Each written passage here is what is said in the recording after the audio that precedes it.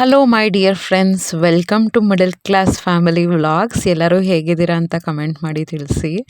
ನಾನು ತುಂಬಾ ಚೆನ್ನಾಗಿದ್ದೀನಿ. ಇವತ್ತು ವ್ಲಾಗ್ ರೆಕಾರ್ಡ್ ಮಾಡ್ತಾಯಿದ್ರೇ ಫುಲ್ಲು ಎಕ್ಸೈಟೆಡ್ಡು. ಯಾಕೆ ಅಂದರೆ ಏಪ್ರಿಲ್ 9 ಅಂದರೆ ನಾಳೆ ನನ್ನ ದೊಡ್ಡ ಮಗಳು ಬರ್ತಡೆ. ಇದು ಆಲ್ಮೋಸ್ಟ್ ಒಂದು 11 ನೈಟ್ಗೆ ವಾಯ್ಸ್ ಓವರ್ ಕೊಡ್ತಾಯಿದ್ದೀನಿ. ಕಾಲೇಜ್ ಮುಗಿಸ್ಕೊಂಡು ಬಂದು ನೆಕ್ಸ್ಟು ಅವಳನ್ನ ಕರ್ಕೊಂಡು ಹೋಗಿದ್ದಾಯಿತು.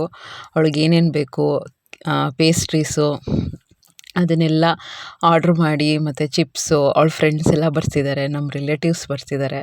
ಸೊ ಎಲ್ಲ ಒಂದು ಆರ್ಗನೈಸ್ ಮಾಡಿ ಫುಲ್ಲು ಸುಸ್ತಾಗೋಯ್ತು ಇವತ್ತಂತೂ. ಎಷ್ಟು ಸುಸ್ತಾಯಿತು ಅಂದರೆ ಮತ್ತೆ ಮನೆಗೆ ಬಂದಿದ ತಕ್ಷಣ ಎಷ್ಟೊಂದು ಕೆಲಸ ಇತ್ತು. ಪಾತ್ರೆ ತೊಳೆಯೋದು, ಮತ್ತು ನಾಳೆಗೆ ಪ್ರಿಪೇರ್ ಆಗು, ಮತ್ತು ನಾಳೆ ರಿಲೇಟಿವ್ಸ್ ಎಲ್ಲ ಬರ್ತಾರೆ. ಅದೊಂಥರ ಹ್ಯಾಪಿ ಮೂಮೆಂಟು. ಎಲ್ಲರೂ ಬರ್ತಾರೆ, ಮನೆ ತುಂಬ ಜನಗಳಿರ್ತಾರೆ. ನನಗಿಂತ ಅವಳಿಗೆ ಎಷ್ಟು ಖುಷಿ ಅಂದರೆ ಅವ್ರ ಅತ್ತೆ ಬರ್ತಾರೆ, ಮತ್ತು ಫುಲ್ ಫ್ಯಾಮಿಲಿ ಅಂದ್ರೇ ಖುಷಿ. ಅವಳ ಫ್ರೆಂಡ್ಸು ಅವರೆಲ್ಲ ಗೆಟ್ ಟುಗೆದರ್ ಮಾಡ್ತಾರೆ. ಅದೊಂಥರ ಎಂಜಾಯ್ಮೆಂಟು, ಅದೊಂಥರ ಖುಷಿ. ಸೊ ಡೆಫಿನೆಟ್ಲಿ ಅದೇ ಜಾಸ್ತಿ. ಬಟ್ ಎಷ್ಟು ಸ್ಟ್ರೈನ್ ಆಗೋಯಿತು ಅಂದರೆ ಮನೆಗೆ ಬಂದಿದ ತಕ್ಷಣ ಅಯ್ಯೋ ಮತ್ತೆ ಮಾಡಬೇಕಾ ಅಂತ ಅನಿಸ್ತಾಯಿತ್ತು. ಸೊ ಬಟ್ ಏನೂ ಮಾಡೋಕ್ಕಾಗಲ್ಲ, ಇದೊಂದು ಮೂಮೆಂಟ್ ಅಷ್ಟೇ. ಅವಳ ಮುಖದಲ್ಲಿ ಒಂದು ಹ್ಯಾಪಿನೆಸ್ ಅವಳಿಗೊಂದೊಂದು ಕೊಡ್ತಾಯಿದ್ರೆ, ಅವಳು ಮತ್ತು ಅವಳ ತಂಗಿ ಮಧ್ಯೆ ಡಿಸ್ಕಷನ್ನು. ಲಾಸ್ಟ್ ಟೈಮು ಅವಳ ತಂಗಿ ಬರ್ಡೇ ಆಗಿದ್ದಾಗ ನೀವು ನೋಡಿರ್ಬೋದು, ಅವಳೇ ಒಂದು ಗಿಫ್ಟ್ ಮಾಡಿದ್ಲು. ಅವಳೇ ಒಂದು ಪಿಗ್ಗಿ ಬ್ಯಾಂಕಲ್ಲಿ ಎಲ್ಲ ಜೋಡಿಸಿ ಒಂದು 200 ರುಪೀಸ್ ಏನೋ ಒಂದು ಗಿಫ್ಟನ್ನ ಅವಳು ಚಿಕ್ಕವಳು ಕೊಟ್ಟಿದ್ಲು, ಚಿನ್ನಿ ಕೊಟ್ಟಿದ್ಲು. ಈಗ ಚಿನ್ನಿ ಎಷ್ಟು ಮಾತಾಡ್ತಾಳೆ ಅಂದರೆ, ಅವಳು ಇರೋದೇ 6-6.5 ವರ್ಷ ಅಷ್ಟೇ. ಅವಳಿಗೆ ಫುಲ್ಲು ಪ್ಲ್ಯಾನ್. ಅವಳಿಗೆ ನಾನು ನಮ್ಮ ಅಕ್ಕನಿಗೆ ಗಿಫ್ಟ್ ಕೊಡಬೇಕು, ಫುಲ್ಲು ನಿನ್ನೆನೇ ಎಲ್ಲ ಪ್ಲ್ಯಾನ್. ಅವಳು ನನಗೆ ಎಲ್ಲ ಇನ್ಸ್ಟ್ರಕ್ಷನ್ ಕೊಡೋದು. 3 ಜನನೂ ಶಾಪಿಂಗಿಗೆ ಹೋಗೋಣ, ಶಾಪಿಂಗ್ ಹೋಗ್ಬಿಟ್ಟು ನಾನಿನ್ನ ಹೊರಗಡೆ ನಿಲ್ಲಿಸೋಣ, ನಾವಿಬ್ಬರು ಸೆಲೆಕ್ಟ್ ಮಾಡಿಕೊಂಡು ಫುಲ್ ಗಿಫ್ಟ್ ರ್ಯಾಪಿಂಗ್ ಎಲ್ಲ ಮಾಡಿ ಆಮೇಲೆ ಸರ್ಪ್ರೈಸಾಗಿ ಕೊಡೋಣ ಅಂತ. ಎಷ್ಟು ಈ ಕಾಲದ ಮಕ್ಕಳು ಇಷ್ಟು ಚಿಕ್ಕ ವಯಸ್ಸಿಗೆ ಎಷ್ಟು ಮಾತಾಡ್ತಾರೆ ಅಂದರೆ ನನಗೆ ನಕ್ಕು ಸಾಕಾಗೋಯಿತು. ಆಮೇಲೆ ಇಷ್ಟೆಲ್ಲ ಪ್ಲ್ಯಾನ್ ಮಾಡಿಕೊಂಡು ಈಗ ಎಲ್ಲ ರೆಡಿ ಮಾಡ್ಕೊಂಡಿದ್ದೀವಿ. ಈಗ ಬರ್ಬೇಕಾದ್ರೆ ಬಲೂನ್ಸ್ ಒಂದು ಮರೆತು ಬಂದ್ವಿ. ಅವಳು ದೊಡ್ಡವಳು, ನಾನು ಹೇಳಿದ್ನಲ್ಲ, ಅವಳಂತೂ ದೇವ್ರ ಥರ. ಏನು ಮಾಡದೇ ಇದ್ರೂ ಅವಳು ಖುಷಿನೇ. ಅಷ್ಟು ಕಾಂಪ್ರಮೈಸ್ ಲೈಫ್, ಅಷ್ಟು ಒಳ್ಳೆಯವಳು, ಎಷ್ಟು ಒಳ್ಳೆ ಗುಣ ಅಂದರೆ ಅವಳದು. ನಾನು ಎಷ್ಟು ಹೇಳಿದ್ರೂ ಸಾಲದು. ನನ್ನ ಮಗಳು ಅಂತ ಅಲ್ಲ, ಪ್ರತಿಯೊಂದು ವಿಷಯದಲ್ಲೂ ಅಮ್ಮ ಹೋಗಲಿ ಬಿಡು ಇರೋದ್ರಲ್ಲೇ ಮಾಡೋಣ, ಅಮ್ಮ ಹೋಗಲಿ ಬಿಡು ಇರೋದ್ರಲ್ಲೇ ಮಾಡೋಣ ಅಂತಾಳೆ. ಬಟ್ ನೋಡೋಣ, ನನಗೇನೋ ಬಲೂನ್ ತರೋ ಇಂಟೆನ್ಷನ್ ಇಲ್ಲ.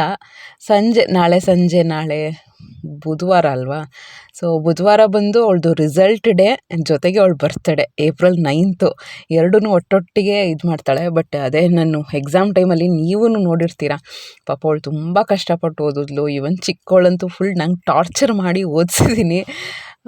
ಅಷ್ಟು ಟಾರ್ಚರ್ ಕೊಟ್ಟಲು. ನೋಡಬೇಕು, ಅದರದ್ದೆಲ್ಲ ರಿಸಲ್ಟ್ ನಾಳೆ ಗೊತ್ತಾಗುತ್ತೆ. ಸುಮಾರು ಜನ ಸ್ಕೂಲ್ಸಲ್ಲಿ ನಾಳೆ ಏಪ್ರಿಲ್ 9 ರಿಸಲ್ಟ್ ಇರುತ್ತೆ. ಹೇಗೆ ಬಂತು ನಿಮ್ಮ ಮಕ್ಕಳದು ರಿಸಲ್ಟು ಅಂತ ಸುಮ್ಮನೆ, ಅದೇನು ಅಷ್ಟು ಇಂಪಾರ್ಟೆಂಟ್ ಅಂತಲ್ಲ, ಬಟ್ ಆದರೂ ಕ್ಯೂರಿಯಾಸಿಟಿ ಅಷ್ಟೇ, ಎಷ್ಟು ಬಂದಿರುತ್ತೆ ಅಂತ ಕ್ಯೂರಿಯಾಸಿಟಿ. ನಿಮ್ಮ ಜೊತೆ ಡೆಫಿನೆಟಾಗಿ ನಾನು ಶೇರ್ ಮಾಡ್ಕೋತೀನಿ. ಆಮೇಲೆ ಈ ಥರನೇ ಎಲ್ಲ ಮುಗಿಸ್ಕೊಂಡು ಬಂದು ಅದೇ ಕುತ್ಕೊಂಡು ಸುಮ್ಮನೆ ಒಂದು 10 ನಿಮಿಷ ಕುತ್ಕೊಂಡ್ಬಿಟ್ಟೆ ಆಯಿತಾ. ಒಂದು 5:30-6 ಗಂಟೆವರೆಗೂ ಶಾಪಿಂಗ್ ಆಯಿತು. ಟೀಚರ್ಸ್ಗೆಲ್ಲ ಚಾಕ್ಲೇಟ್ಸ್ ತೊಗೋ, ಅವ್ರ ಫ್ರೆಂಡ್ಸಿಗೆ ಚಾಕ್ಲೇಟ್ಸ್ ತೊಗೋ, ಅದು ಬರ್ತಾರಲ್ವ ಅವ್ರ ಫ್ರೆಂಡ್ಸು ಎಲ್ಲ ಮನೆಗೆ ಬರ್ತಾರಲ್ಲ, ಅವ್ರಿಗೆಲ್ಲ ಏನೇನು ಕೊಡಬೇಕು, ಯಾವ ಜ್ಯೂಸು, ಅದು ಇದು. ಅಲ್ಲಿ ಸ್ಟಾರ್ ಬಜಾರು, ರಿಲಯನ್ಸು ಅಲ್ಲೆಲ್ಲ ಹೋಗ್ಬಿಟ್ರೆ ಅಂತೂ ಖುಷಿ ಆಗುತ್ತೆ ಅಲ್ಲೆಲ್ಲ ಸಾಮಾನುಗಳು ನೋಡೋಕ್ಕೆ. ಬಟ್ ಓಡಾಡೋದೇ ತುಂಬ ಕಷ್ಟ ಆಗುತ್ತೆ. ಸೊ ಆ ರತ್ತೆ ಎಲ್ಲ ಓಡಾಡಿಕೊಂಡು ಮಾಡಿಕೊಂಡು ಎಲ್ಲ ಶಾಪಿಂಗ್ ಮಾಡ್ಕೊಂಡು ಬಂದ್ವಿ. ಮನೆಗೆ ಬಂದಿದ ತಕ್ಷಣ ಏನೂ ಗೊತ್ತಿಲ್ಲ, ತುಂಬ ಸುಸ್ತು. ಒಂದು ಕಡೆ ಸುಮ್ಮನೆ ಕೂತ್ಬಿಟ್ಟಿದ್ದೆ. ಆಮೇಲೆ ಹೀಗೆ ಅವಳು ದೊಡ್ಡವಳು ಆ್ಯಕ್ಚುಲಿ ಆಲ್ರೆಡಿ 8th ಸ್ಟ್ಯಾಂಡರ್ಡ್ದು ಮ್ಯಾಥ್ಸ್ ಸ್ಟಾರ್ಟ್ ಮಾಡಿಬಿಟ್ಟಿದ್ದಾಳೆ. ಹೀಗೆ ಓದ್ಕೋತಾ ಇದ್ಲು. ಅವಳಿಗೂ ಸ್ವಲ್ಪ ಡೌಟ್ ಕ್ಲಿಯರ್ ಎಲ್ಲ ಮಾಡ್ತಾಯಿದ್ದೆ. ಅವಳು ಎಕ್ಸೈಟೆಡ್ ಆಗಿದ್ಲು ನಾಳೆ ಬರ್ಡೇ ಅಂತ. ಸೊ ಈ ಥರನೇ ಆಯಿತು. ನನಗೆ ಯಾಕೋ ಒಂದು 10 ಮಿನಿಟ್ಸ್ ಸುಮ್ಮನೆ ಕುತ್ಕೊಂಡ್ಬಿಡ್ಬೇಕು ಅಂತ ಅನಿಸ್ತು.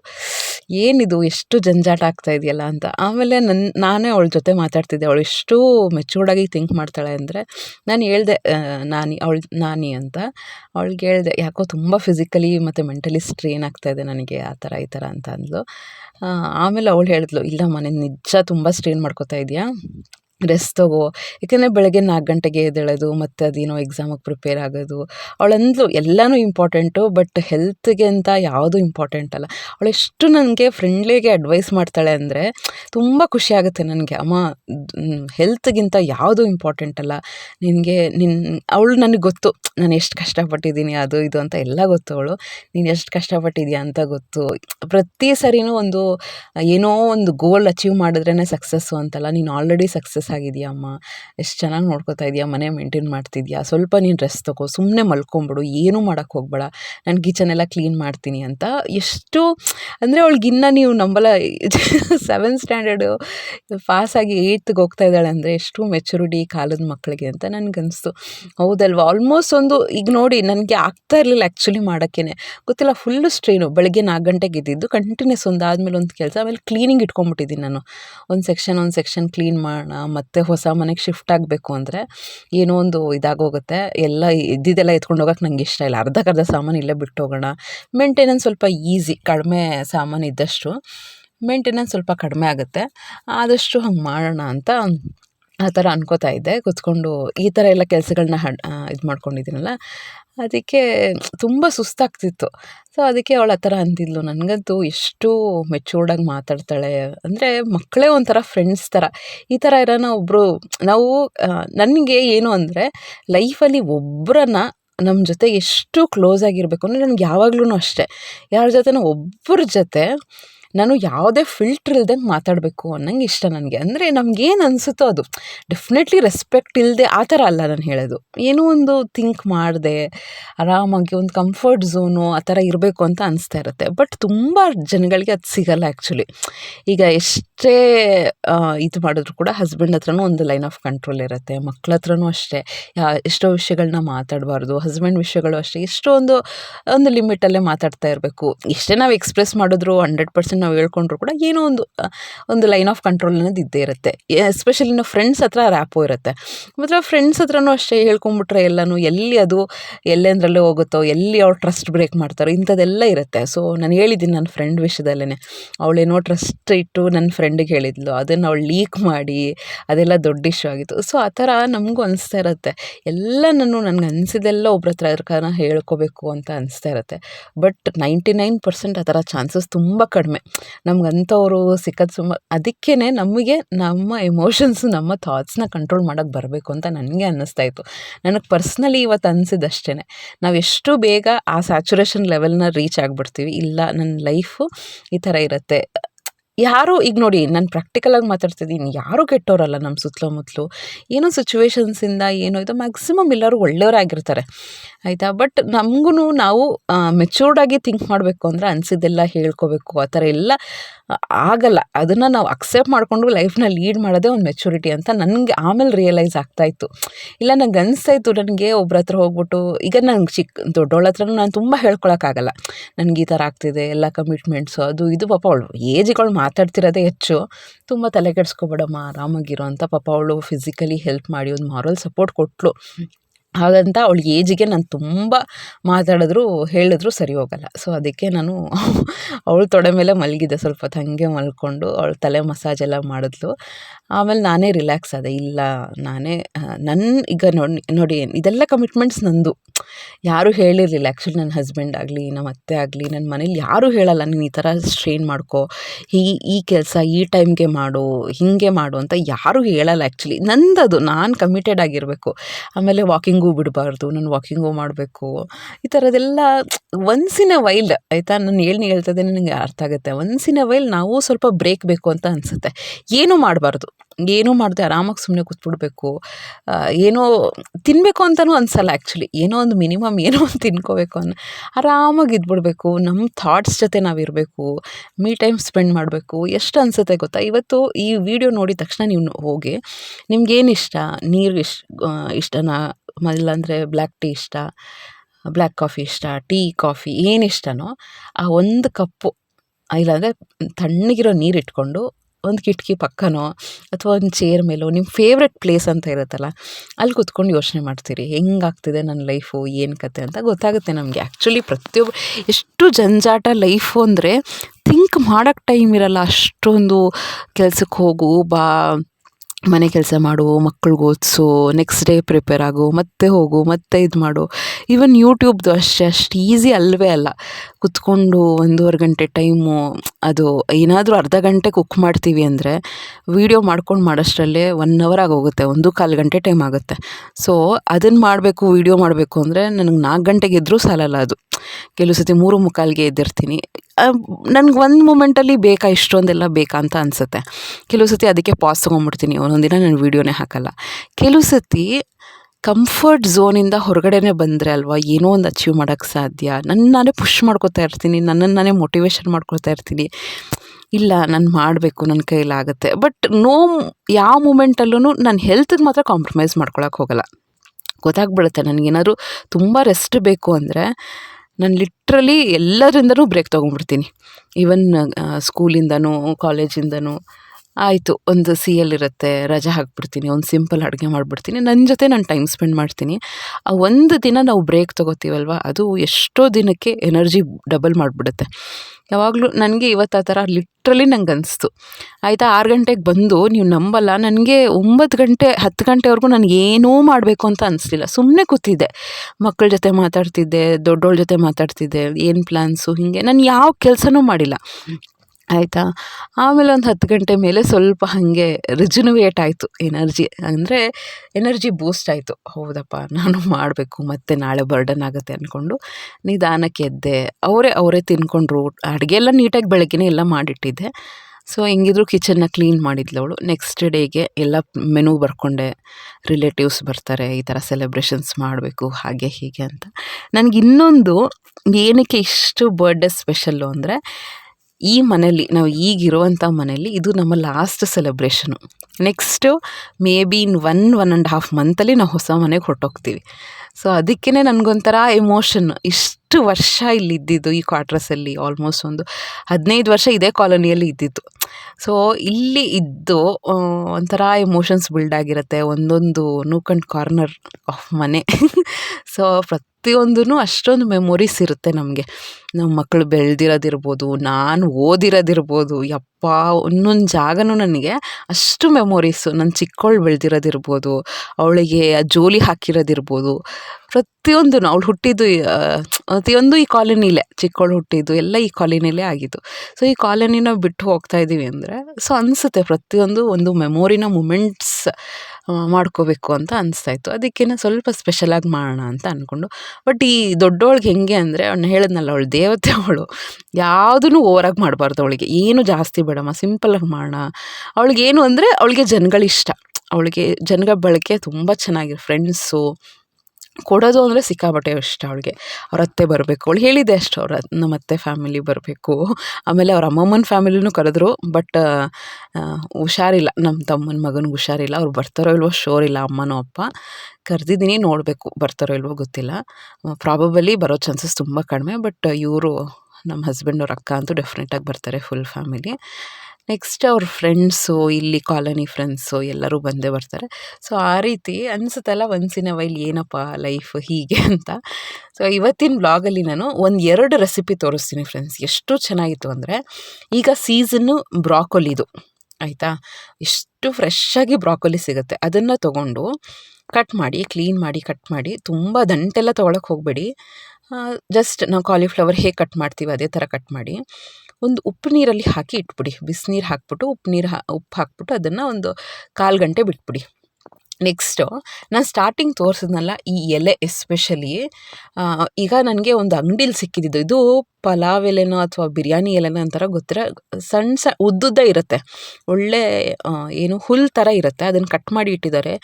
ಎಂಥ ಫ್ಲೇವರ್ ಗೊತ್ತಾ. ನಾನು ಅದಕ್ಕೆ ನಿಮಗೆ ಹತ್ತಿರದಿಂದ ತೋರಿಸಿದ್ದು. ನಾನು ಒಂದು ಬಾಕ್ಸಿಗೆ ಹಾಕಿದ್ನಲ್ಲ, ರೆಡ್ ಕಲರ್ ಬಾಕ್ಸ್ಗೆ, ಅದನ್ನು ಹತ್ತಿರದಿಂದ ತೋರಿಸಿದ್ದೀನಿ. ಬೇಕಾದ್ರೆ ರಿವೈಂಡ್ ಮಾಡಿ ನೋಡ್ಕೊಳ್ಳಿ. ಅದು ಎಲ್ಲಾದರೂ ಸಿಕ್ಕಿದ್ರೆ ನೋಡಿ. ನೀವು ಇನ್ ಕೇಸ್ ವೆಜಿಟೇರಿಯನ್ ಆಗಿದ್ರು, ನಾನ್ ವೆಜಿಟೇರಿಯನ್ ಆಗಿದ್ರು ಕೂಡ ಆ ಎಲೆ ಎಷ್ಟು ಫ್ಲೇವರ್ಫುಲ್ ತರುತ್ತೆ ಅಂದರೆ, ನಾನು ಯೂಶ್ವಲಿ ಮ್ಯಾಗಿ ಮಸಾಲ ಹಾಕ್ತೀನಿ. ಅದನ್ನು ಫ್ರೈಡ್ ರೈಸ್ ಮಾಡಬೇಕು ಅಂದರೆ ಮಕ್ಳಿಗೆ ಇಷ್ಟ ಆಗುತ್ತೆ ಅಂತ ಮ್ಯಾಗಿ ಮಸಾಲ ಮಾಡ್ತೀನಿ. ಬಟ್ ಇವತ್ತು ಯಾವ ಮಸಾಲೆನೂ ಹಾಕಿಲ್ಲ, ಆಯಿತಾ. ಜಸ್ಟ್ ಎಣ್ಣೆ, ಫ್ರೆಶ್ಶಾಗಿ ಶುಂಠಿ ಬೆಳ್ಳುಳ್ಳಿ ಪೇಸ್ಟ್ ಕುಟ್ಕೊಂಡೆ, ಅದನ್ನು ಹಾಕಿದೆ. ಈರುಳ್ಳಿ, ಹಸಿಮೆಣ್ಸಿನ್ಕಾಯಿ, ಅರಿಶಿನ, ಉಪ್ಪು ಮತ್ತು ಗರಂ ಮಸಾಲ, ಬಿರಿಯಾನಿ ಮಸಾಲ ಇತ್ತು, ಅದೊಂದು ಸ್ವಲ್ಪ ಹಾಕಿದೆ. ಧನಿಯಾ ಪುಡಿ ಇದಿಷ್ಟನ್ನು ಹಾಕ್ಬಿಟ್ಟು ಅದು ಎಲೆ ಇತ್ತಲ್ಲ ಎಲೆ ಮತ್ತು ಕಸೂರಿ ಮೇಥಿ ಇದನ್ನೆಲ್ಲ ಹಾಕಿ ಆ ಬ್ರಾಕೊಲಿ ಹಾಕಿದೆ.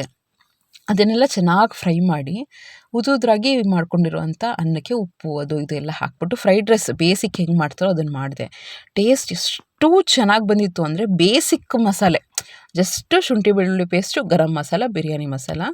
ಬಿರಿಯಾನಿನೂ ಸ್ಕಿಪ್ ಮಾಡ್ಕೋಬೋದು ಫ್ರೆಂಡ್. ಅದೊಂದು ಎಲೆ ಸಿಗುತ್ತಾ ನೋಡಿ ನಿಮಗೆ. ನನಗೂ ಆ್ಯಕ್ಚುಲಿ ಏನು ಗೊತ್ತಾ, ಒನ್ಸ್ ಅಪಾನ್ ಅ ಟೈಮ್ ನಮ್ಮ ಅಕ್ಕನ ಮನೇಲಿ ಬೆಳೀತಾ ಇದ್ರು ಅದನ್ನು. ಅಂದರೆ ಒಂದು ಪಾಟಲ್ಲಿ ಹಾಕಿದ್ರು. ಅದನ್ನು ಫ್ರೆಶ್ಶಾಗಿ ಹಾಕಿದ್ರೆ ಏನಾದ್ರು ನಾವು ಬಿರಿಯಾನಿ ಮಾಡ್ತೀವಿ, veg biryani, egg biryani, chicken biryani ಮಾಡ್ತೀವಿ ಅಂದರೆ ಸೂಪರ್ ಟೇಸ್ಟು. ಅದು ಕೋಲ್ಕತ್ತಾ ಸ್ಟೈಲೆಲ್ಲ ಬಿರಿಯಾನಿ ಮಾಡ್ತಾರೆ, ಇದ್ರಲ್ಲಂತ ಏನಾದರೂ ಬರುತ್ತೆ ಅದು. ಆಯಿತಾ, ಆ ಥರ ಒಂಥರ ಫ್ಲೇವರ್ ತುಂಬ ಚೆನ್ನಾಗಿರುತ್ತೆ. ಸೊ ಅದನ್ನು ಈ ರೀತಿ ಈ ಬ್ರಾಕೊಲಿ ಫ್ರೈಡ್ ರೈಸ್ಗೆ ಮಾಡಿದ್ದೆ. ತುಂಬ ಚೆನ್ನಾಗಿತ್ತು. ಟ್ರೈ ಮಾಡಿ. ನಿಮಗೆ ಬ್ರಾಕೊಲಿ ಸಿಕ್ಕಲಿಲ್ಲ ಅಂದರೆ ಈ ಜಾಗದಲ್ಲಿ ಬೇಕಾದ್ರೆ ಕ್ಯಾಬೇಜ್ ಯೂಸ್ ಮಾಡ್ಕೋಬೋದು, ಕಾಲಿಫ್ಲವರು, ಆಲೂಗಡ್ಡೆ ಯೂಸ್ ಮಾಡ್ಕೋಬೋದು, carrot, beans, mixed veg use ಮಾಡ್ಕೋಬೋದು. ಬರೀ ಬಟಾಣಿನೇ ಹಾಕಿ ಈ ಬೇಸಿಕ್ ಮಸಾಲೆ ಮಾತ್ರ ಮೇನಾಗಿ ಏನು ಗೊತ್ತಾ, ಶುಂಠಿ ಬೆಳ್ಳುಳ್ಳಿ ಪೇಸ್ಟ್ನ ಫ್ರೆಶ್ಶಾಗೇ ಕುಟ್ಕೊಳ್ಳಿ. ನೀವೇನಾದರೂ ರೈಸ್ ಐಟಮ್ ಮಾಡ್ತಾಯಿದ್ದೀರಾ ಅಂದರೆ ಅದಂತೂ ಸಖತ್ ಫ್ಲೇವರ್ ಕೊಡುತ್ತೆ. ನೆಕ್ಸ್ಟು ಇದು ಹುಣಸೆ ಹಣ್ಣಿನ ಚಿಗುರು ಸಿಗುತ್ತೆ. ಇದನ್ನು ತೆಲುಗುವಲ್ಲಿ ಚಿಂಚಿಗುರು ಅಂತ ಹೇಳ್ತೀವಿ. ಅಂದರೆ ಹುಣಸೆ ಹಣ್ಣಿಂದು ಚಿಗುರು ಇರುತ್ತಲ್ಲ, ಈಗ ಚಿಗುರು ಅಂತ ಟೈಮು. ಸೊ ಈ ಥರದ್ದು ಚಿಗುರು ಸಿಗುತ್ತೆ ನಿಮಗೆ ಹುಣಸೆ ಹಣ್ಣಿನ ಮರದಲ್ಲಿ. ಇದನ್ನು ತಂದು ಒಂದು ಪಪ್ಪು ಮಾಡಬೇಕು. ಎಷ್ಟು ಚೆನ್ನಾಗಿರುತ್ತೆ ಟೇಸ್ಟ್ ಅಂದರೆ, ಈ ಪಪ್ಪು ಮಾಡಿಕೊಂಡು ಮುದ್ದೆ ಮಾಡಿಕೊಂಡು ಅಥವಾ ಬಿಸಿ ಬಿಸಿ ಅನ್ನ ಅದ್ರ ಮೇಲೆ ಸ್ವಲ್ಪ ತುಪ್ಪ ಹಾಕ್ಕೊಂಡು ತಿಂತಾಯಿದ್ರೆ ಆಹಾ ಎಷ್ಟು ಟೇಸ್ಟು ಅಂದರೆ, ಏನಿಲ್ಲಪ್ಪ, ಒಂದು ಕಾಫಿ ಕುಡಿಯೋ ಗ್ಲಾಸಲ್ಲಿ 1/4 ಅಥವಾ 2 ನಿಮ್ಮ ಕ್ವಾಂಟಿಟಿ ಮೇಲೆ ಡಿಪೆಂಡು, ಅದಿಷ್ಟು ಬೇಳೆನ ಹಾಕ್ಕೊಂಡು ಚೆನ್ನಾಗಿ ತೊಳ್ಕೊಳ್ಳಿ. ಒಂದೇ ಒಂದು ಜಾಮ್ ಟೊಮೊಟೊ ಹಾಕ್ಕೊಳ್ಳಿ, ಆಯಿತಾ. ನಾಟಿ ಟೊಮ್ಯಾಟೊ ಹಾಕ್ಕೊಬೇಡಿ, ಯಾಕೆಂದರೆ ಹುಳಿ ನಾವು ತುಂಬ ಹಾಕ್ತಾಯಿದ್ದೀವಿ ಅಲ್ಲಿ, ಸೊಪ್ಪೆ ಹುಳಿ, ಆಯಿತಾ. ಒಂದೇ ಒಂದು ಜಾಮ್ ಟೊಮ್ಯಾಟೊ, ಆಮೇಲೆ ಒಂದಿಷ್ಟು ಏನು ಹಾಕಿದ್ದೀನಿ ಆ ಸೊಪ್ಪು, ಹುಣಸೆ ಹಣ್ಣಿಂದು ಚಿಗುರಿರುತ್ತಲ್ಲ, ಹುಣಸೆ ಚಿಗುರು ಅದನ್ನು ಹಾಕಿದ್ದೀನಿ, ಕೊತ್ತಂಬರಿ ಸೊಪ್ಪು, ಹಸಿಮೆಣ್ಸಿನ್ಕಾಯಿ ಸ್ವಲ್ಪ ಜಾಸ್ತಿ ಹಾಕಿ, ಯಾಕೆಂದರೆ ಹುಳಿ ಹಾಕ್ತಾ ಇರ್ತೀವಲ್ವ, ಅದನ್ನು ಕಾಂಪನ್ಸೇಟ್ ಕರೆಕ್ಟಾಗಿ ಮಾಡೋಕ್ಕೆ ಹಸಿಮೆಣ್ಸಿನ್ಕಾಯಿ ನಾನು ಅರೌಂಡ್ 10 ಹಾಕಿದ್ದೀನಿ, ಆಯಿತಾ. ಖಾರ ಕಡಿಮೆ ಇದು, ನಿಮ್ಮದು ಖಾರ ತುಂಬ ಜಾಸ್ತಿ ಇದೆ ಅಂದರೆ 6 to 7 ಹಾಕ್ಕೋಬೋದು, ಕಟ್ ಮಾಡಿ ಹಾಕಿ. ಆಮೇಲೆ ನೀರು ಜಾಸ್ತಿ ಹಾಕೋಕ್ಕೆ ಹೋಗಬೇಡಿ. ಇದು ನಾನು ಯೂಶ್ವಲಿ ಪಪ್ಪು ಮಾಡ್ತೀನಿ ಅಂದರೆ ರಸಮ್ ಸಪ್ರೇಟ್ ಮಾಡಿಬಿಟ್ಟು ಇದಕ್ಕೆ ಒಗ್ಗರಣೆ ಹಾಕ್ತೀನಿ. ಇದಕ್ಕೆ ರಸಮ್ ಇರಬೇಕು, ಅದೇ ಟೇಸ್ಟ್. ಆಮೇಲೆ ಯಾವಾಗಲೂ ನೀವು ಬೇಳೆ ಸಾರು, ಪಪ್ಪು ಸಾರು ಏನೂ ಮಾಡ್ತೀರಾ ಅಂದರೆ 1 ಸ್ಪೂನಷ್ಟು ಎಣ್ಣೆ ಹಾಕಿ, ಬೇಳೆ ತುಂಬ ಚೆನ್ನಾಗಿ ಬೇಯುತ್ತೆ, ಆಯಿತಾ. ಕಲ್ಲುಪ್ಪು ಹೊಸದಾಗಿ ಪ್ಯಾಕೆಟ್ ಓಪನ್ ಮಾಡಬೇಕಿತ್ತು, ನನಗೆ ಸೋಂಬೇರಿತನ ಇತ್ತು, ಗೊತ್ತಲ್ಲ ನಿಮಗೆ, ಫುಲ್ಲು ಟಯರ್ಡ್ ಆಗೋಗಿತ್ತು. ಅದಕ್ಕೇ ಸ್ವಲ್ಪ ಪುಡಿ ಉಪ್ಪೆ ಹಾಕಿದ್ದೀನಿ. ಪ್ಲೀಸ್ ಕಲ್ಲುಪ್ಪನ್ನ ಯೂಸ್ ಮಾಡ್ಕೊಳ್ಳಿ. ಮತ್ತು ಅಡುಗೆ ಅರಶಿನ ಯೂಸ್ ಮಾಡ್ಕೊಂಡಿದ್ದೀನಿ. ಚೆನ್ನಾಗಿ ಮಿಕ್ಸ್ ಮಾಡಿ. ನಾನು ಹೇಳಿದ್ನಲ್ಲ, ಇದಕ್ಕೆ ಇನ್ನು ಸ್ವಲ್ಪ ನೀರು ಹಾಕ್ಬೋದು, ಮುಂದೆ ಹಾಕ್ತೀನಿ ನಾನು. ಸೊ ಸ್ವಲ್ಪ ನೀರು ಹಾಕ್ಬಿಟ್ಟು ಏನದು ಎಲ್ಲ ಉಪ್ಪು ಎಲ್ಲ ಅದಕ್ಕೇ ಹಾಕ್ಬಿಡಿ. ಸಿಂಪಲ್ಲಪ್ಪ. ಯಾವಾಗಲೂ ಪಪ್ಪು ನಾನು ಯಾಕೆ ಪ್ರಿಫರ್ ಮಾಡೋದು ಆಂಧ್ರ ಸೈಡಲ್ಲೆಲ್ಲ, ಏನಕ್ಕೆ ಪ್ರಿಫರ್ ಮಾಡಿದ್ರೆ ಕಂಪ್ಲೀಟ್ ಮೀಲು, ಪ್ರೋಟೀನ್ ಇರುತ್ತೆ, ಆಮೇಲೆ ಟೇಸ್ಟು ತುಂಬ ಚೆನ್ನಾಗಿರುತ್ತೆ. ಆಮೇಲೆ ಈಗ ಈರುಳ್ಳಿ ಹಾಕಿದ್ದೀನಿ, ಇದಿಷ್ಟನ್ನು ಹಾಕಿ ಒಂದು 3 ವಿಸಿಲ್ ಕೂಗಿಸಿದ್ದೀನಪ್ಪ. ನಮ್ಮ ಕುಕ್ಕರಲ್ಲಿ ಒಂದು 3 ವಿಸಿಲು. ನೀವು ನೋಡ್ಕೊಳ್ಳಿ ನಿಮ್ಮ ಮನೆಯಲ್ಲಿ ನಿಮ್ಮ ಕುಕ್ಕರಲ್ಲಿ ಬೇಳೆ ಎಷ್ಟೊತ್ತಿಗೆ ಬೇಯುತ್ತೆ ಅಂತ ನೋಡಿಕೊಂಡು ಅದರ ಪ್ರಕಾರ ಪ್ಲ್ಯಾನ್ ಮಾಡ್ಕೊಳ್ಳಿ, ಆಯಿತಾ. ಚೆನ್ನಾಗಿ ಬೆಂದಿರಬೇಕು, ಬೇಳೆ ಚೆನ್ನಾಗಿ ಬೆಂದಿರಬೇಕು. ಯಾವುದೇ ಪಪ್ಪು ಮಾಡಿದರೂ ಮೇನಾಗಿ ಇಂಪಾರ್ಟೆಂಟ್ ಏನು ಅಂದರೆ ಒಗ್ಗರಣೆ. ಎಣ್ಣೆ ಹಾಕಿ ಸ್ವಲ್ಪ ತುಪ್ಪ ಹಾಕಿ, ಸೂಪರ್ ಟೇಸ್ಟ್ ಬರುತ್ತೆ. ಆಮೇಲೆ ಫಸ್ಟು ಜೀರಿಗೆ ಹಾಕಿ. ನಾನು ಯಾವಾಗಲೂ ಹಾಗೆ ಯೂಶ್ವಲಿ ಮಾಡೋದು. ಜೀರಿಗೆ ಹಾಕಿದ್ರೆ ಅದು ಹಸಿಯಾಗಿ ಸ್ವಲ್ಪ ಇದ್ರೂ ಪರವಾಗಿಲ್ಲ, ಸ್ವಲ್ಪ ಎಣ್ಣೆ ಕಾದಿಲ್ಲ, ನಾವು ಫಸ್ಟೇ ಸಾಸಿವೆ ಹಾಕ್ಬಿಟ್ಟಿದ್ದೀವಿ, ಚಟಪಟ ಅಂದಿಲ್ಲ ಅಂದರೆ ಇಡೀ ಐಟಮ್ ಹಾಳಾಗೋಗುತ್ತೆ. ಎಷ್ಟು ಸತಿ ನಾನು ತುಂಬ ಚೆನ್ನಾಗಿ ಮಾಡ್ತಾಯಿದ್ದೆ, ಒಂದು 5 years 6 years ಬ್ಯಾಕು ರೆಸಿಪಿ ಎಲ್ಲ ಚೆನ್ನಾಗಿ ಮಾಡ್ತಿದ್ದೆ, ಒಗ್ಗರಣೆನೇ ಸರಿ ಕೊಡ್ತಾ ಇರಲಿಲ್ಲ, ಫುಲ್ ರೆಸಿಪಿ ಹಾಳಾಗ್ತಿತ್ತು. ಯಾವಾಗಲೂ ಸಾಸಿವೆ ಚಟಪಟ ಅಂದೇ ಯಾವುದೇ ಒಂದು ಒಗ್ಗರಣೆ ಕೊಡ್ತೀವಿ ಅಂದರೆ, ಚಿತ್ರಾನ್ನ ಆಗಿರ್ಬೋದು ಅಥವಾ ಯಾವುದೇ ಒಂದು ಸಾಂಬಾರು ರೆಸಿಪಿ ಆಗಿರ್ಬೋದು, ಫುಲ್ ರೆಸಿಪಿ ಕೆಟ್ಟೋಗುತ್ತೆ. ಆ ಹಸಿ ಸಾಸಿವೆ ತಿನ್ನೋಕ್ಕೆ ಒಂಚೂರು ಚೆನ್ನಾಗಿರಲ್ಲ, ಅದು ಚಟಪಟ ಅನ್ನಬೇಕು. ಆಮೇಲೆ ಹಿಂಗೆ ಹಾಕಬೇಕು. ಸೊ ಬೆಳ್ಳುಳ್ಳಿ ಹಾಕಬೇಕು. ಈ ಬೆಳ್ಳುಳ್ಳಿನೇ ಈ ಫುಲ್ಲು ಪಪ್ಪಿನ ಸೆಂಟ್ರ್ ಆಫ್ ಅಟ್ರಾಕ್ಷನ್. ಈ ಬೆಳ್ಳುಳ್ಳಿ ಹಾಕಿಲ್ಲ ಅಂದರೆ ಫುಲ್ಲು ಪಪ್ಪು ಹಾಳಾಗೋಗುತ್ತೆ, ಆಯಿತಾ. ಆಮೇಲೆ ಹಿಂಗು ತೆಂಗು ಇದ್ದರೆ ಮಗನೂ ಅಡುಗೆ ಮಾಡುತ್ತೆ ಅಂತಾರಲ್ಲ, ಸೊ ಅದೇ ಥರ ಹಿಂಗು ಬೆಳ್ಳುಳ್ಳಿ ಎಲ್ಲ ಇದಕ್ಕೆ ಮೇನ್. ನೋಡಿ ನಾನು ಯಾವ ಲೆವೆಲ್ಗೆ ಫ್ರೈ ಮಾಡ್ತಿದ್ದೀನಿ. ಇದು ಒಂದು ಟ್ರಿಕ್ಕು. ಈ ಕಡೆ ಫುಲ್ಲು ಸೀದೋಗಬಾರ್ದು, ಈ ಕಡೆ ಹಸಿ ಹಸಿಯಾಗಿ ಇರಬಾರ್ದು. ಒಂದು ಸ್ಟೇಜಲ್ಲಿ ಕೆಂಪು ಬಣ್ಣ ಬರುತ್ತೆ. ಆ ಸ್ಟೇಜಲ್ಲಿ ಸ್ವಲ್ಪ ಒಣಮೆಣ್ಸಿನ್ಕಾಯಿ, ಬ್ಯಾಡಗಿ ಮೆಣಸಿನ್ಕಾಯ್ದು ಒಗ್ಗರಣೆ ಟ್ರೈ ಮಾಡಿ ಯಾವಾಗನ, ತುಂಬ ಚೆನ್ನಾಗಿರುತ್ತೆ ಆಯಿತಾ. ಮಾಮೂಲಿ ಮೆಣಸಿನ್ಕಾಯಿಗೂ ಬ್ಯಾಡಗಿ ಮೆಣಸಿನ್ಕಾಯಲ್ಲಿ ಒಗ್ಗರಣೆ ಹಾಕಿರೋದಕ್ಕೂ ತುಂಬ ಚೆನ್ನಾಗಿರುತ್ತೆ. ನೆಕ್ಸ್ಟ್ ಈರುಳ್ಳಿ ಹಾಕಿ, ನೀವು ಅರ್ಜೆಂಟ್ ಮಾಡೋಕ್ಕೆ ಹೋಗಬೇಡಿ. ನೀವು ಪಪ್ಪು ಎಷ್ಟು ಬೇಗ ಕುಗ್ಗಿಸ್ತೀರೋ ಅದೇ ಟೈಮಲ್ಲಿ ನಾವು ಒಗ್ಗರಣೆನೂ ನೀಟಾಗಿ ಮಾಡಿಕೊಂಡ್ರೆ ಮಾತ್ರ ಟೇಸ್ಟು ಪಪ್ಪುದು ತುಂಬ ಚೆನ್ನಾಗಿ ಬರೋದು. ನೀವೇನಾದರೂ ಒಗ್ಗರಣೆ ಮಾಡೋದ್ರಲ್ಲಿ ಅರ್ಜೆಂಟ್ ಮಾಡಿದ್ರಿ, ಅದು ಕೆಂಪಗಾಗಿಲ್ಲ ಅಂದರೆ ಫುಲ್ಲು ಪಪ್ಪು ಹಾಳಾಗೋಗುತ್ತೆ. The best taste, awesome taste ಬರಬೇಕು ಅಂದರೆ ಅದು ಕೆಂಪಗಾಗಬೇಕು. ನಾನು ಪಪ್ಪು ಕಲ್ತಿರೋದೆ ನಮ್ಮ ಅಮ್ಮನಿಂದ. ನಮ್ಮಮ್ಮ ಎಲ್ಲ ಪಪ್ಪುಗಳನ್ನೂ ಎಷ್ಟು ಚೆನ್ನಾಗಿ ಮಾಡ್ತಾರೆ ಅಂದರೆ, ನಾನು ಇಷ್ಟು ಚೆನ್ನಾಗಿ ಮಾಡ್ತೀನಲ್ಲ, ನನಗಿಂತ 100ರಷ್ಟು ಚೆನ್ನಾಗಿ ಮಾಡ್ತಾರೆ ನಮ್ಮಮ್ಮ. ನನ್ನ ದೊಡ್ಡ ಮಗಳಿಗಂತೂ ಕಾಯ್ತಿರ್ತಾಳೆ, ನನಗೆ ಯಾವಾಗ ರಜೆ ಬರುತ್ತೆ, ನಾನು ಯಾವಾಗ ಅಮ್ಮಮ್ಮನ ಮನೆಗೆ ಹೋಗ್ತೀನಿ, ಅವ್ರ ಮನೆ ಆ ಪಪ್ಪುನ ಯಾವಾಗ ತಿಂತೀನಿ. ಇವನ್ ನಮ್ಮ ಹಸ್ಬೆಂಡು ಅಷ್ಟೇ, ಅಂದರೆ ನಮ್ಮಮ್ಮ ಮಾಡಿರೋ ಪಪ್ಪುನ ತುಂಬ ಇಷ್ಟಪಡ್ತಾರೆ, ಎಷ್ಟು ಚೆನ್ನಾಗಿ ಮಾಡ್ತಾರೆ. ಮೇನಾಗಿ ಅವ್ರು ಹೇಳ್ಕೊಟ್ಟಿದ್ದು ಹಾಗೇ, ಒಗ್ಗರಣೆ ಚೆನ್ನಾಗಿ ಹಾಕಬೇಕು, ಒಗ್ಗರಣೆ ಚೆನ್ನಾಗಿ ಹಾಕಬೇಕು. ನಾನು ಚಿಕ್ಕ ವಯಸ್ಸಿಂದ ಅಷ್ಟೇ ಈಗಲೂ ನೆನೆಸ್ಕೋತೀನಿ. ಇನ್ನು ಸೊಪ್ಪಿನ ಸಾರು, ಸೊಪ್ಪಿನ ಪಪ್ಪು, ಮತ್ತು ಹೀರೆಕಾಯಿ ಪಪ್ಪು, ಸೋರೆಕಾಯಿ ಪಪ್ಪು, ಎಷ್ಟು ವೆರೈಟಿ ಪಪ್ಪುಗಳನ್ನ ಮಾಡ್ತಾಯಿದ್ದಿದ್ದು. ಜಸ್ಟ್ ಒಂದು ಬದನೇಕಾಯಿ ಹಾಕಿ ಮಾಡ್ತಿದ್ರು. ಏನು ರುಚಿ ಅಂದರೆ ಆಗ ಹೇಳ್ಕೊಡ್ತಾ ಇದ್ದಿದ್ದು ಅವರು. ಈ ಪಪ್ಪುದು ಟೇಸ್ಟ್ ಸೀಕ್ರೆಟ್ ಇರೋದೇ ನಮ್ಮ ಒಗ್ಗರಣೆಯಲ್ಲಿ ಆಯಿತಾ. ಆಮೇಲೆ ಬೆಂದಿರುತ್ತಲ್ವ, ಅದನ್ನು ರಸಮೆಲ್ಲ ಸಪ್ರೇಟ್ ಮಾಡಿ ಚೆನ್ನಾಗಿ ಮಸಿಬೇಕು. ಆಲ್ರೆಡಿ ಕಟ್ ಮಾಡಿರ್ತೀರಲ್ವ, ತುಂಬ ಏನು ಮಸಿ ಅವಶ್ಯಕತೆ ಇಲ್ಲ. ಸೊಪ್ಪೆಲ್ಲ ಆಲ್ಮೋಸ್ಟ್ ಒಂದು ಸ್ಮ್ಯಾಶ್ ಆಗಿ ಹೋಗಿರುತ್ತೆ. ಚೆನ್ನಾಗಿ ಮಸ್ದು ಆಮೇಲೆ ಆ ರಸಮೆಲ್ಲ ಮಿಕ್ಸ್ ಮಾಡಿ ತೆಗಿಬೇಡಿ, ರಸಮ್ನ ತೆಗಿಬೇಡಿ, ಇಲ್ಲ ಟೇಸ್ಟ್ ಚೆನ್ನಾಗಿ ಬರೋಲ್ಲ. ಆಮೇಲೆ ತುಂಬಾ ಹಾಕೋಕ್ಕೆ ಹೋಗಬೇಡಿ, ಅದು ಹುಣಸೆ ಚಿಗುರಿರುತ್ತಲ್ಲ, ತುಂಬ ಹಾಕ್ಬಿಟ್ರೆ ತುಂಬ ಹುಳಿ ಬಂದುಬಿಡುತ್ತೆ. ಸೊ ಟೊಮ್ಯಾಟೊ ಒಂದೇ ಒಂದು ಮಿಸ್ ಮಾಡಬೇಡಿ. ಸೊ ಪ್ರತಿಯೊಂದು ನಾನು ಯಾವ ರೀತಿ ಹೇಳಿದ್ದೀನಿ ಅದೇ ಥರ ಮಾಡಿದ್ರೆ ತುಂಬ ಚೆನ್ನಾಗಿ ಬರುತ್ತೆ. ಆಮೇಲೆ ತುರಿದಿರೋ ಅಂಥ ಕಾಯಿ, ಇದು ಕಂಪಲ್ಸರಿ.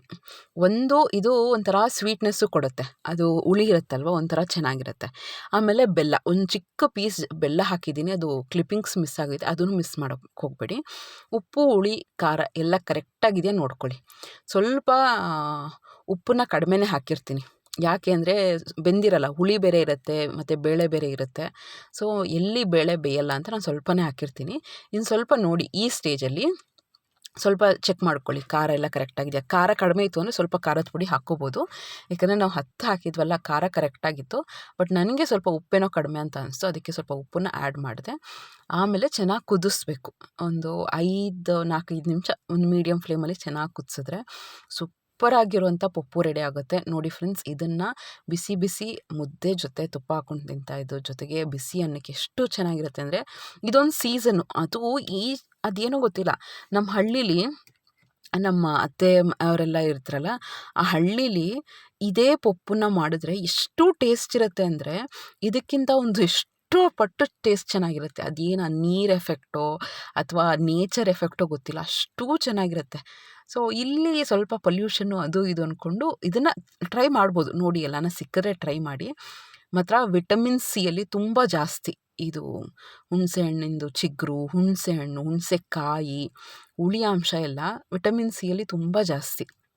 ಸೊ ನಮಗೆ ವಿಟಮಿನ್ ಡಿಫಿಷಿಯನ್ಸಿ ಬರಬಾರ್ದು ಅಂದರೆ ಇದೆಲ್ಲ ಸೀಸ್ನಲ್ ಫುಡ್ ಅಲ್ವಾ, ಅದನ್ನೆಲ್ಲ ತೊಗೋತಾ ಇರಬೇಕು, ಡಯಟಲ್ಲಿ ಇನ್ಕ್ಲೂಡ್ ಮಾಡ್ತಾ ಇರಬೇಕು, ತುಂಬ ಚೆನ್ನಾಗಿರುತ್ತೆ.